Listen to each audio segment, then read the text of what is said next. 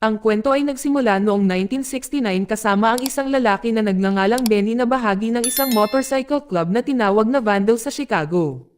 Isang gabi habang si Benny ay umiinom sa isang bar, isang grupo ng mga tao ang umatake sa kanya dahil suot niya ang kanyang club vest. Hinayla siya palabas at binugbog siya sa harap ng bar. Noong mga oras na iyon ay hindi lumaban si Benny hanggang sa matamba ng isa sa mga umatake ang kanyang motor. Pagkatapos ay sinubukan niyang lumaban ngunit siya ay nabugbog muli at iniwan sa lupa. Pagkatapos lumipat ang eksena sa taong 1973, ang asawa ni Benny na si Cathy ay nakikipag-usap sa isang journalist na nagngangalang Danny. Sa oras na ito nais ni Danny alamin ang buong buhay ni Benny. Dahil dito sinabi ni Cathy kung papaano niya nakilala si Benny taong 1965 sa Vandals Club. Kasama niya ang kanyang kaibigan at nakilala ang isang membro na si Cockroach na nang-aasar sa kanya. Si Cathy ay hindi komportable at gusto nang umalis. Ngunit nagbago ang isip niya nang makita niya si Benny na napakagwapo. Subalit binalaan siya ng kaibigan ni Cathy na huwag makipag-date kay Benny dahil masama ang ugali nito. Samantalang si Benny ay napansin na binabantayan siya, lumipat siya at umupo malapit kay Cathy at tumingin sa kanya nang walang sinasabi. Pagkaraan ng ilang sandali ay umalis na siya, pagkatapos ay lumapit kay Cathy ang pinuno ng motorcycle club na si Johnny at sinabihan siyang huwag matakot. Dahil hindi siya sasaktan ng mga miyembro ng club niya o ang kanyang mga kaibigan. Nang umalis si Cathy sa bar para umuwi ay nakita niya si Benny at ang iba pang bikers sa paligid. Inanyayahan si Cathy na sumama sa kanila, doon nagpa siya si Cathy na sumama sa kanya at piniling sumabay kay Benny. Pagkatapos ng isang gabing pag-rides ay iniuwi ni Benny si Cathy ng maaga sa umaga. Pagdating nila sa bahay ni Cathy hinihintay siya ng boyfriend niya kahit alam ni Benny na may boyfriend na si Cathy, wala siyang pakialam. Ipinarada niya ang bike niya sa tapat ng bahay niya at naghintay. Kinabukasan nandoon pa rin si Benny na ikinainis ng boyfriend ni Cathy. Umalis siya dahil hindi niya sinabihan si Benny na umalis. Pagkatapos ay sinimulan ni Benny na makipag-usap kay Cathy at kalaunan ay nagsimula silang mag-date. Pagkaraan ng buwan silang dalawa ay nagpakasal. Kahit na siya ay kasal kay Cathy si Benny ay isang malaya. Ayaw niyang kontrolado siya kahit ang pagsunod sa traffic rules dahil gustong-gusto niya ang mas mabilis ang kanyang motor. Isang araw hinabol ng mga pulis si Benny dahil sa bilis ng kanyang takbo. Naubusan ng gasolina ang kanyang motor sa isang kalsada malapit sa isang field kaya nahuli siya ng mga pulis at inaresto. Kahit na malapit na siya na mahuli si Benny ay nanatiling kalmado at tila walang pakialam.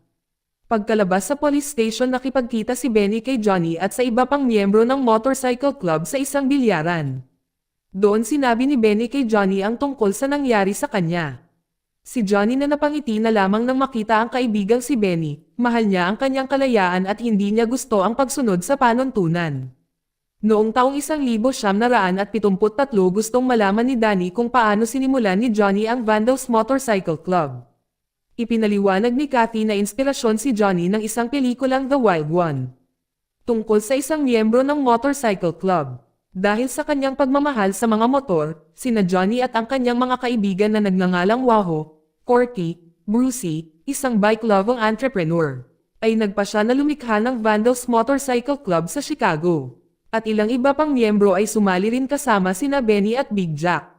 Isang araw si Big Jack ay nagmungkahi na magbukas sila ng isang branch sa Milwaukee. Dahil may kaibigan siya doon na gustong sumama sa mga Vandal.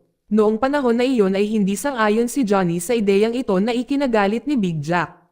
Pagkatapos ay hinamon ni Big Jack si Johnny na makipag-away para magpasya kung sino ang gagawa ng desisyon. Nang marinig ito ay tinanggap ni Johnny at sila ay nagplano na magkaroon ng laban sa isang picnic kasama ang mga Vandal Club sa loob ng ilang araw sa picnic. Ang lahat ay nagkakasiyahan hanggang sa sinimulan ni na Johnny at Big Jack ang kanilang laban. Si Big Jack na malaki na gawang ma-corner ni Benny, ngunit hindi siyang madaling sumuko. Matapos ng mahabang laban nanalo si Johnny sa pamamagitan ng pagbali sa daliri ni Big Jack. Kahit nanalo siya nagpa siya si Johnny na hayaan si Big Jack na buksan ang Vandals branch sa Milwaukee. Matapos buksan ang branch, ang Vandals Motorcycle Club ay lumaki at madalas na magkasamang bumiyahe sa iba't ibang lungsod sa Amerika. Isang araw isang 20 years old na bata na si The Kid ay nakita ang Vandals Motorcycle Club na nakasakay sa kanilang motor at namangha si The Kid. Si The Kid ay naglakad papunta sa kalsada nang hindi napansin na may bumusina na sasakyan sa kanya. Matapos madaanan ng grupo ni Johnny si The Kid na inis sa kotse ay sinira ang mga headlight nito at naglakad palayo. Sa ibang araw si Johnny at ang kanyang mga miyembro ng club ay nagpunta sa isang car show upang ipakilala ang kanilang grupo. Si Danny na mamamahayag ay nandoon na nag-i-interview kay Zipko, isa sa mga vandal. Doon ay ibinahagi ni Zipko ang kanyang hindi pagkagusto sa mga taong nag-aaral sa kolehiyo at nagsusuot ng maayos na terno na nagsasabing hindi sila kumakatawan sa mga malayang Amerikano. Nanatili si Danny na tahimik na hindi nagsasabi kay Zipko na isa din siyang estudyante na sumali sa isang motorcycle club. Habang si Johnny ay pinatigil ang isa pang miyembro ng motorcycle club na sinusubukang guluhin ang mga vandals. Habang si Johnny ay nagpapatahimik ng mga bagay, biglang pumasok si Benny at hinampas ang nanggugulo at mabilis na pinahinto ni Johnny si Benny. At gumawa ng kapayapaan sa pagitan ni Benny at ng isa pang miyembro ng club. Lahat sila ay nauwi sa pag-uusap ng magkasama. Sa kasalukuyan si Kathy ay ini-interview pa rin ni Danny. Ipinahayag niya na madaling magalit si Benny na humantong sa kanya na binugbog ng isang grupo ng mga tao sa isang bar noong 1969. Kinailangan siyang gamutin sa hospital matapos mabali ang binti ng mga umatake. Nag-aalala siya na baka maputol ang paa niya at hindi na siya makakasakay sa motor. Sa kabilang banda ay naiinis si Johnny nang marinig niya ang tungkol sa pag-atake kay Benny. Siya at ang iba pang miyembro ng club ay sumugod sa bar kung saan binugbog si Benny. Upang malaman kung sino ang umatake sa kanya. Matapos makuha ang impormasyon ay iniutos ni Johnny kay Brucey na bugbugin ang grupong umatake kay Benny. Sinunog din ni Johnny ang bar bilang babala sa lahat na huwag manggulo kasama ng mga vandals. Nang nakakita nito kasama na ang mga bumbero ay tumahimik siya. Dahil natakot sila sa mga vandals motorcycle club. Matapos payagang na umuwi si Benny mula sa ospital. Dinala siya ni Kathy sa isang hotel sa loob ng 3 linggo para gumaling siya. Isang araw bumisita si Johnny at niyaya si Benny sa isang event na ginaganap ng club nila. Matapos iwan ni Johnny si Kathy na narinig ang imbitasyon ni Johnny ay pumunta siya para makipagkita kay Johnny sa isang bar. Sinabi nito sa kanya na hindi dapat sumali si Benny sa event dahil hindi pa siya fully recovered. Subalit hiniling ni Johnny kay Kathy na hayaan si Benny na magdesisyon para sa kanyang sarili na ikinainis ni Kathy, kaya lumabas siya ng bar. Samantala si The Boy ay kasama ang kanyang mga kaibigan, nakita niyang muli ang kanyang mga magulang na nagtatalo at kaya naman sinaktan ni The Boy ang kanyang ama na kilalang masungit sa kanyang asawa at anak. Sinubukan siyang pigilan ng ina ngunit hindi na niya ito pinansin. Pagkatapos si The Boy at ang kanyang mga kaibigan ay pumunta sa malaking motorcycle club event na inorganisa ni Johnny, dahil gusto ni The Kid na sumama sa mga vandals. Sa kabilang banda si Benny na kasama ni Kathy ay dumating din sa event kahit na kailangan niya na gumamit ng tungkod. Noong mga oras na iyon ang isang motorcycle lover mula sa California na nagngangalang Sonic ay dumating din sa event para magsaya. Sa gabi si Johnny at ang iba ay nagtipon-tipon sa paligid ng campfire at nagbahagi ng mga kwento si Zipko. At nagsabi na gusto niyang maging sundalo at sumali sa digmaan sa Vietnam. Ngunit hindi siya nakapasa sa pagsusulit sa army, pagkaraan ng ilang sandali ay lumayo sina Johnny at Benny sa grupo. Dahil gusto ni Johnny na sabihin kay Benny na gusto niyang gawin siyang bagong pinuno ng motorcycle club. Subalit hindi pa handa si Benny para dito at hiniling kay Johnny na pag-isipan ito. Sa paligid ng campfire, nagtanong ang mga miyembro ng vandals kung bakit nanggaling si Sonic mula sa California para sumali sa kanilang event. Inamin ni Sonic na dumating siya upang labanan si Cal na umalis sa ibang motorcycle club para sumali sa mga vandal. Ngunit nagbago ang isip ni Sonic matapos maramdaman ang matinding pakiramdam ng pamilya sa mga vandals at nagpasya pa siyang gusto niyang sumali sa club tulad ni Cal. Sa kasalukuyang ipinagpatuloy ni Kathy ang kanyang panayam kay Danny at ibinahagi ang isang malungkot na pangyayari. Ang pagkawala ni Brucey sa vandals sa isang aksidente, si Johnny at lahat ng miyembro ng club ay pumunta sa libing ni Brucey para sa kanilang respeto. Malungkot na sinisi ng mga magulang ni Brucey ang motorcycle club sa kanyang pagkamatay. Dahil namatay ito sa isang bike accident, sa kwento ni Kathy ang mga vandals motorcycle club members ay labis na nalungkot sa pagkamatay ni Brucey. Habang lahat sila ay nagkukumpulan si The Boy at ang kanyang mga kaibigan ay lumapit kay Johnny na gustong sumali sa vandals. Sinabi ni Johnny na hindi, dahil 20 years old pa lang sila, pero nagpumilit si The Boy at pinakita kay Johnny ang motor niya.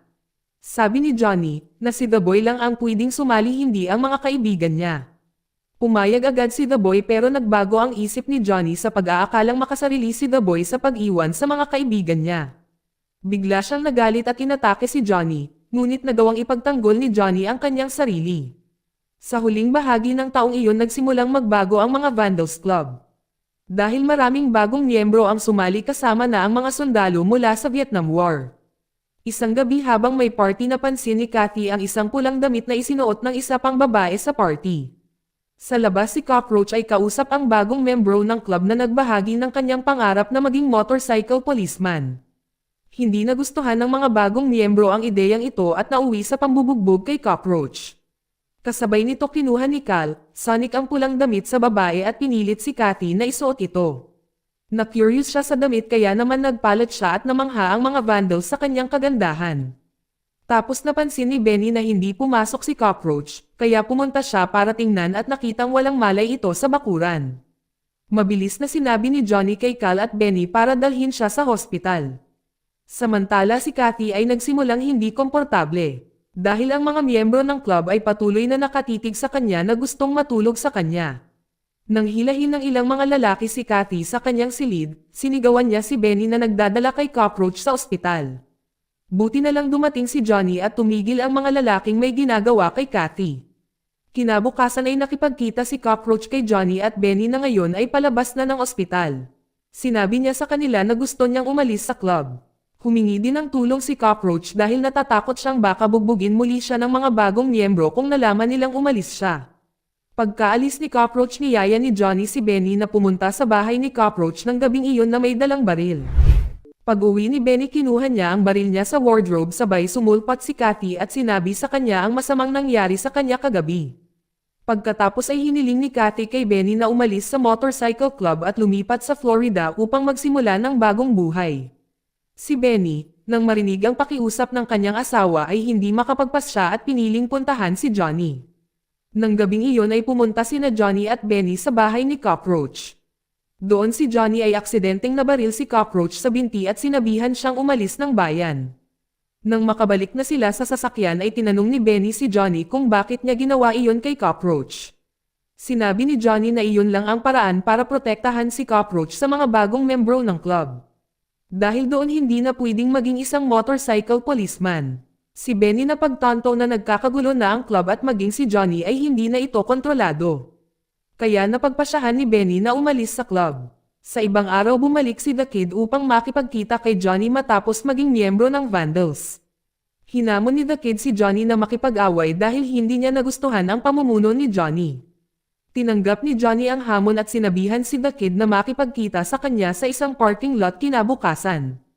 Isang gabi nagpaalam si Johnny sa kanyang asawa at pupunta sa bahay ni Cathy upang itanong kung nasaan si Benny. Sinabi sa kanya ni Cathy na sinabi ni Benny umuwi at wala man lang siyang balita sa kanya. Noong gabing iyon si Johnny kasama sina Cockroach at Waho sa kotse ay pumunta sa parking lot upang salubungin si The Kid at ang kanyang mga kaibigan. Nang maghanda si Johnny gamit ang kanyang armas ay biglang lumapit si The Kid at binaril si Johnny.